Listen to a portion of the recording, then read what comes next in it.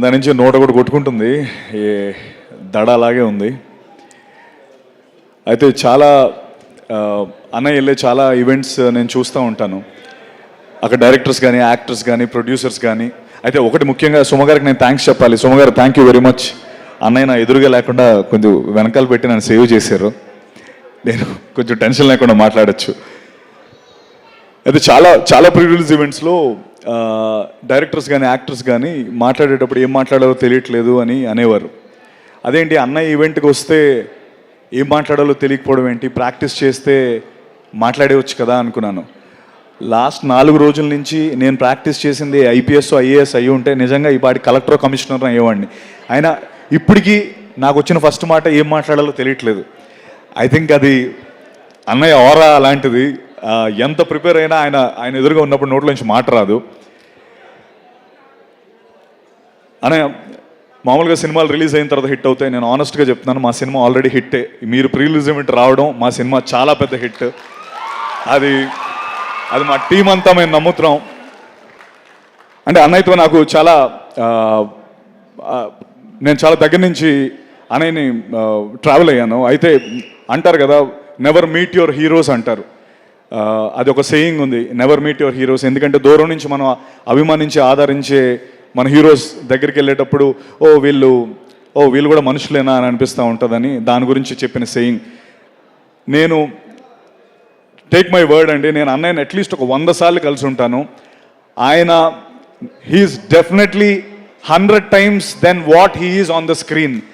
అన్నయ్య 100 రెట్లు గొప్ప వ్యక్తి. అండ్ దానికి ఆయన దగ్గర నుంచి చూసే చాలామంది చెప్పే మాట ఇది.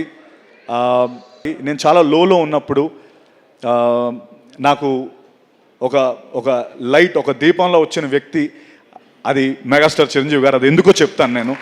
అది నేను చెప్పి తీరాలి. ఎందుకంటే నాకు 5 ఏళ్ళు ఉన్నప్పుడు అసలు ఎంటర్టైన్మెంట్ అంటే లేకపోతే ఏమీ తెలియని వయసులో ఆయన సాంగ్స్ చూసి ఎంటర్టైన్ అయ్యాను. అప్పుడు చిరంజీవి గారు ఉన్నారు.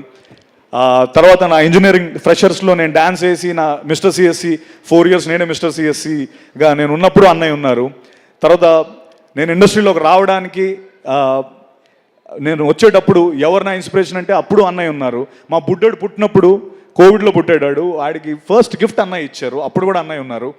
అండ్ నేను చాలా లోలో ఉన్నప్పుడు నేను అన్నయ్య అందరూ ఇలా అంటే నేను ఇండస్ట్రీ నన్ను రోల్స్ చేసుకోమంటుంది, లేకపోతే నాకు అంటే నీకు హీరో రోల్స్ కాదు, నువ్వు ఇదైతే ఇంకెక్కువ డబ్బు సంపాదిస్తావు అని కొంచెం చాలా లోలో ఉన్నప్పుడు, సినిమాలు రానప్పుడు నాకు అన్నయ్య పిలిచి ఒక మాట చెప్పారు. ఏంటంటే, సత్య నేను ఈ పర్టికులర్ పాత్ర నీకు ఇస్తున్నానని నువ్వు వేరేగా అనుకోకు. నేను ఎందుకు ఇస్తున్నానో నీకు రీజన్ చెప్తాను. చిరంజీవి ఎదురుగా నువ్వు నించోని ఒక ప్రతినాయకుడి పాత్రలో నువ్వు కనబడితే ఇప్పుడు నువ్వు ఒక 3 తెలుసు, రేపొద్దున ఒక 10 మందికి తెలుస్తావు అని. ఇది నీకోసం నేను చెప్తున్నాను. నువ్వు చేస్తే ఎవరో ఒకళ్ళు అరే చిరంజీవికి ఎదురుగా నించొని బాగా చేశాడని అంటారు. నీకు ప్రొడ్యూసర్స్ వస్తారు, నీకు ఎక్కువ మంది నీకు విజిబిలిటీ వస్తుంది అని నాకు ఆ సినిమా చేయించారు. Trust me, that is the biggest high in my life. God father అనే సినిమా నా బిగ్గెస్ట్ హై. ఎందుకంటే అన్నయ్య ఈ విషయం నేను చెప్పాలి. ఎందుకంటే నేను గాడ్ ఫాదర్ సెట్స్లోకి వెళ్తున్నప్పుడు కానీ, లేకపోతే ఇండస్ట్రీలో చాలామంది వ్యక్తులు కానీ, అరే చిరంజీవి ఎదురుగా ఎవరు సత్యదేవ్ అంట, చిరంజీవి ఎదురుగా ఆ వ్యక్తి ఏంటి, ఆయనకి సరిపోడనో, లేకపోతే ఇన్ఫ్యాక్ట్ నేను అది చాలాసార్లు ఫీల్ అయినా. అన్నయ్య మీరు పర్లేదా అంటే, నేను సెట్స్లోకి వెళ్తున్నప్పుడు కూడా అంటే అది వాళ్ళ తప్పు కాదు, వాళ్ళ చూపులు నాకు తగిలేవి. అంటే ఈడు నడుచుకొని వెళ్ళిపోతున్నాడు, చిరంజీవి గారి సెట్ ఇది, ఈడు విలన్ ఏంటి, లేకపోతే ఈడు ప్రతినాయకుడు ఏంటి అని అనుకుంటున్నప్పుడు ఆ హాల్ చివర్లో కుర్చీలో కూర్చొని ఒక చిన్న స్మైల్, ఆ గ్రే స్మైల్తో చూస్తూ సత్య మై బాయ్ కమ్ హియర్ అని నన్ను పిలిచిన కమ్ హియర్ బ్రదర్ అని చెప్పి కూర్చోబెట్టి, ఏంటి నీకు ఏమైనా టెన్షన్గా ఉందా, లేకపోతే ఏమైనా ఉందా, ట్రస్ట్ మీ, ఎవ్వరు నేను నమ్మక్కర్లేదు, నేను నమ్ముతున్నాను.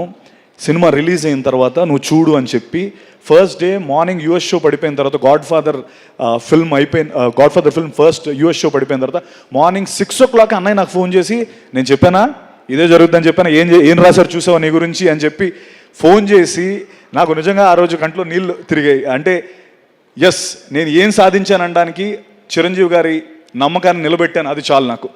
అంటే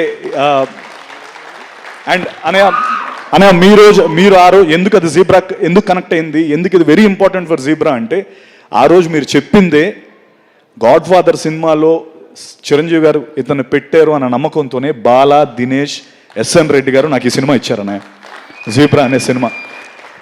సో మీరు చెప్పిందే జరిగింది. ఈ సినిమా చూసి నీకు ఇంకా పెద్ద సినిమా వస్తుందని చెప్పారు.